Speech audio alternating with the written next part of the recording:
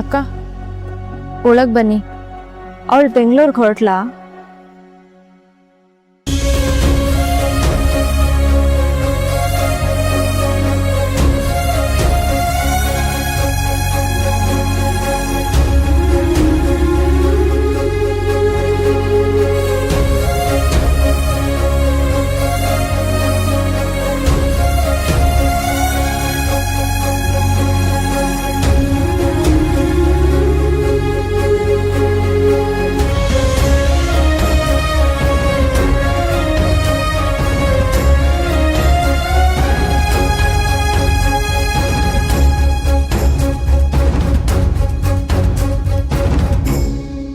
ಬನ್ನಿ, ಎಲ್ರೂ ಊಟ ಮಾಡಿ. ಅಲ್ಲಮ್ಮ, ಪಾರು ಹೊರಗೆ. ಅಪ್ಪ, ಟೈಮಿಗೆ ಸರಿಯಾಗಿ ಊಟ ಮಾಡಲಿಲ್ಲ ಅಂದ್ರೆ ಆಗಲ್ಲ ನಮಗೆ. ಊಟ ಮಾಡಿ ಟ್ಯಾಬ್ಲೆಟ್ ತಗೋಬೇಕು. ನೀವಾದ್ರೂ ಊಟ ಮಾಡಿ.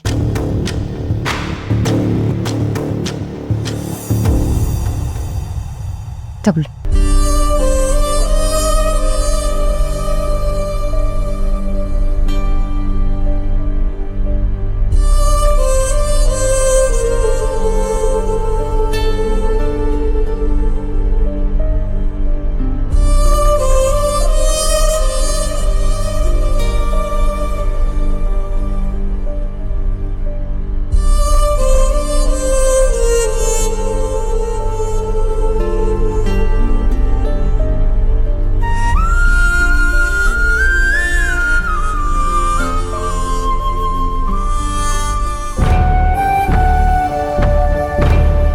ಪಾರ್ವತಿ ಈ ರಾತ್ರಿ ಚಳಿಲಿ ಹೊರಗಡೆ ನಿಂತ್ಕೊಂಡಿದ್ದಾಳೆ.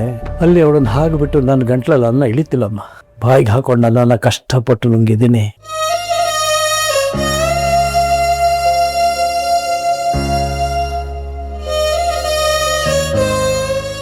ನೀನೇ ಏನಾದ್ರೂ ಹೇಳಿ ಕನ್ವಿನ್ಸ್ ಮಾಡಿ ಅವ್ರನ್ನ ಒಳಗ್ ಕರ್ಕೊಂಡ್ ಬಾ ಅಕ್ಕ. ಪ್ಲೀಸ್ ಅಕ್ಕ. ಆ ದೊಡ್ಡ ಮನೆ ಹುಡುಗಿ ಹೇಳೋದೊಂದ್ ಸ್ವಲ್ಪ ಕೇಳೆ. ನೀನ್ ಬೆಂಗಳೂರಿಗೆ ಹೊರಟ್ರೆ ಅವಳ ಮನೆ ಒಳಗಡೆ ಬರ್ತಾಳೆ. ಇಲ್ಲ, ನಾನು ಎಲ್ಲೂ ಹೋಗಲ್ಲ. ಅಕ್ಕ, ಅವ್ರ ಅಲ್ಲಿಂದ ಕದ್ಲಲ್ಲ ಕಣೆ.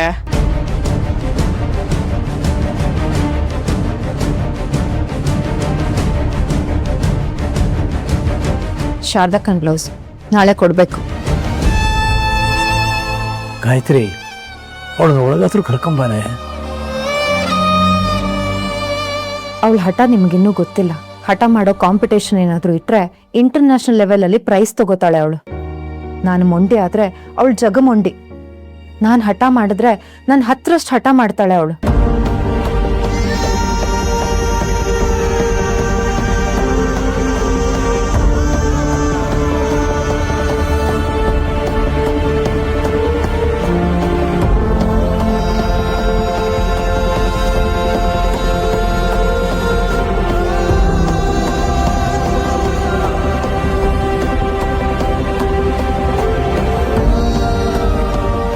ಪಾರ್ವತಿ, ನೀ ಹೀಗೆ ಸ್ಟ್ರೈಕ್ ಮಾಡ್ತಾ ನಿಂತಿರೋದು ನೋಡ್ತಿದ್ರೆ ನನ್ನ ಹೊಟ್ಟೆ ಒಳಗಡೆ ಸಂಕಟ ಆಗ್ತಿದ್ಯಮ್ಮ.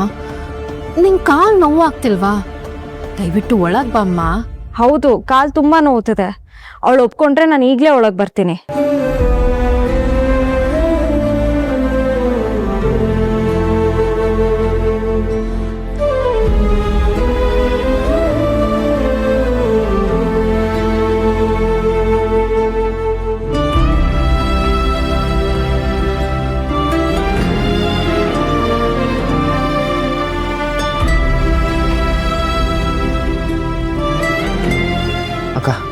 ಹೊರಗಡೆ ತುಂಬ ಚಳಿ ಇದೆ, ನಿಮಗೆ ನೆಗಡಿ ಆಗುತ್ತೆ. ದಯವಿಟ್ಟು ಒಳಗೆ ಬನ್ನಿ.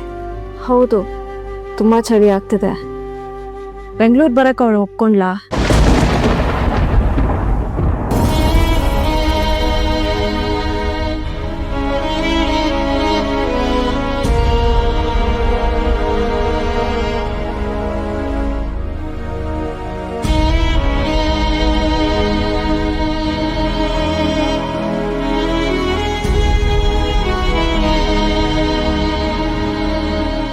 ಮಾವ, ನೀವೊಂದ್ಸಲ ಮಾತಾಡಿ ನೋಡಿ, ನಿಮ್ಮ ಮಾತು ಕೇಳ್ಬೋದು.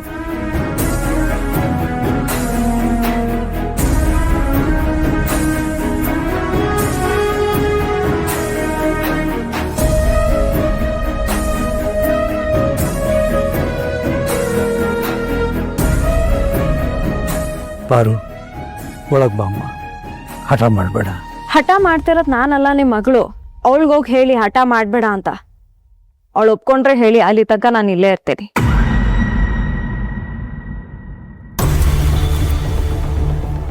ಪಾರ್ವತಿ, ಅವಳು ಒಪ್ಕೊಳ್ಳಾ?